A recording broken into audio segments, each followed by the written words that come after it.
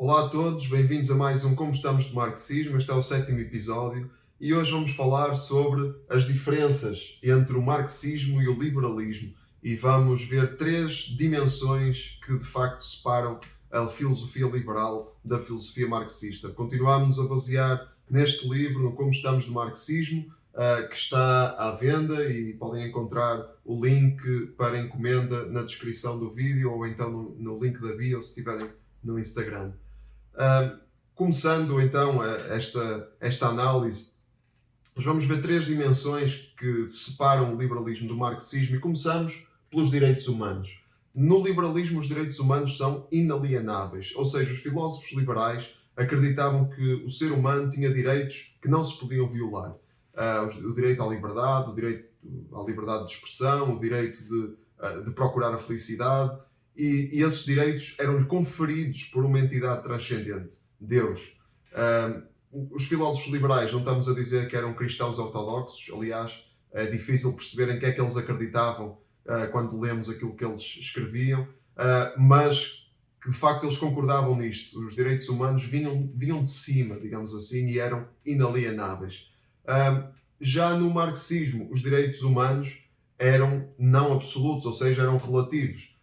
Para Marx, não havia nenhuma entidade transcendente que conferisse direitos aos homens, portanto, os direitos eram-lhe conferidos ou retirados pela entidade mais transcendente que Marx via, que era o Estado, né? E era o poder, no fundo é o poder que decide quais são os direitos e quais são as responsabilidades do indivíduo em sociedade. E isto é um problema, não é? Como o escritor russo Fyodor Dostoiévski disse, se não houver Deus, tudo é permitido. Se não houver Deus, tudo é permitido. Se não houver uma entidade transcendente que confira moralidade, que confira uma moral objetiva, que confira direitos aos homens, então os direitos passam a ser uma questão de cultura, uma questão de decisão governamental e, de facto, foi assim no marxismo. A segunda dimensão, a natureza humana. No marxismo, a natureza humana o homem era visto como uma totalidade de necessidades. Era assim que Marx descrevia o homem. A natureza humana era equivalente aos instintos e às necessidades do homem.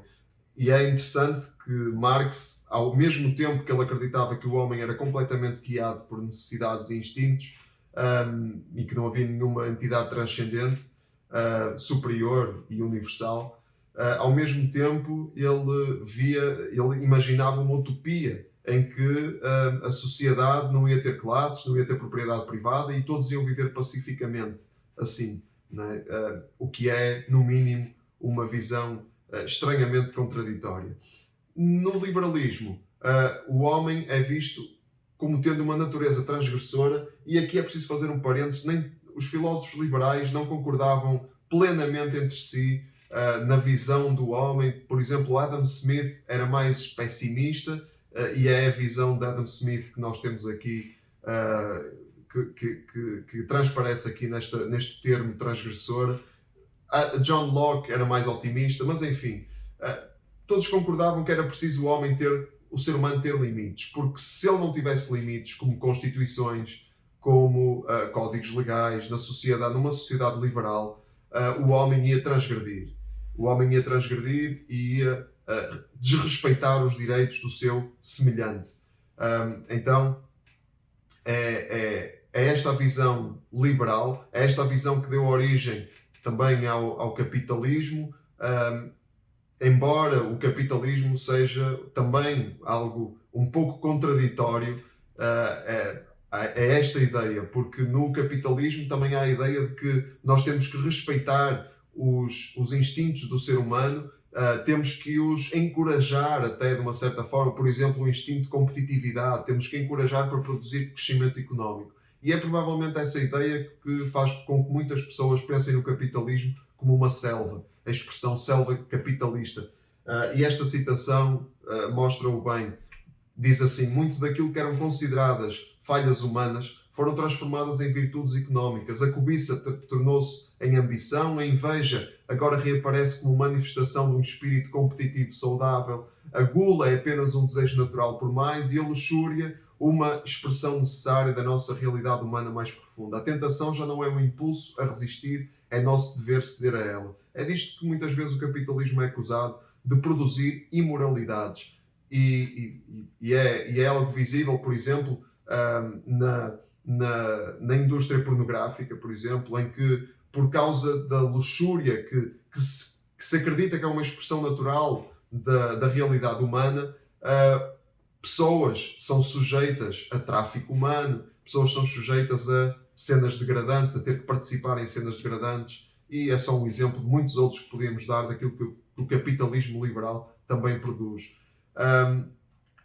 A terceira diferença é na filosofia social. O marxismo é uma filosofia coletivista, ou seja, o coletivo tem primazia sobre o indivíduo, e tudo que o marxismo e está na base de tudo o que o marxismo afirma. Por exemplo, a ideia de que se mudarmos as relações sociais, mudamos a natureza do indivíduo, que era isso que Marx acreditava, ou seja, podemos suprimir os direitos, estávamos a falar de direitos humanos, podemos suprimir os direitos humanos para bem do coletivo.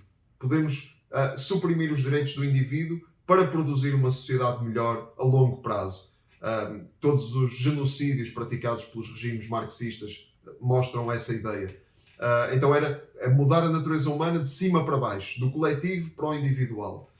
Esta era a filosofia marxista. O liberalismo é, obviamente, oposto e contrário a isto. Era uma filosofia individualista, ou seja, o indivíduo tem que ser protegido. Temos que proteger os direitos do indivíduo. Se tivermos indivíduos felizes e prósperos, vamos produzir uma sociedade feliz e próspera também. Esta era a lógica. E há uma grande diferença, porque na visão liberal nós transformamos a sociedade investindo no indivíduo. E na visão marxista nós transformamos a sociedade mudando as relações sociais, mudando o sistema, e então os indivíduos têm que se conformar e têm que mudar e adaptar-se àquilo que o Estado impõe. Claro que há muitos abusos no individualismo também, como houve, e talvez não tão catastróficos ou certamente não tão catastróficos, pelo menos no imediato, como os abusos do coletivismo marxista. Eu digo pelo menos no imediato porque, por exemplo, nós temos verdadeiras crises globais, como por exemplo a crise dos plásticos, que são fruto de uma sociedade individualista, que não pensa no coletivo. Porque, claro que para mim é muito mais cómodo usar um produto descartável, e para toda a gente é mais cómodo, mas nós estamos a ver que isso produz autênticas catástrofes no ambiente e que, se não for controlado, vai contaminar, como já está a contaminar, os oceanos e as águas em geral, e a água em geral, e muitos outros exemplos. Por causa do comodismo individualista das sociedades liberais, estão a ser produzidos estes abusos. E, claro, eu digo no imediato, os abusos do coletivismo marxista são muito mais visíveis, porque, de facto, até agora, os genocídios que vimos das tentativas de implementação dos regimes marxistas são catástrofes absolutamente indizíveis. Não se comparam em nada, para já, aos abusos do individualismo das sociedades liberais. Mas, embora esses abusos existem, e é importante reconhecê-los. Mas fica aqui uma pincelada nas diferenças. Para já terminamos. Voltamos em breve. Entretanto, fiquem ligados e não se esqueçam, vivam com Cristo no centro.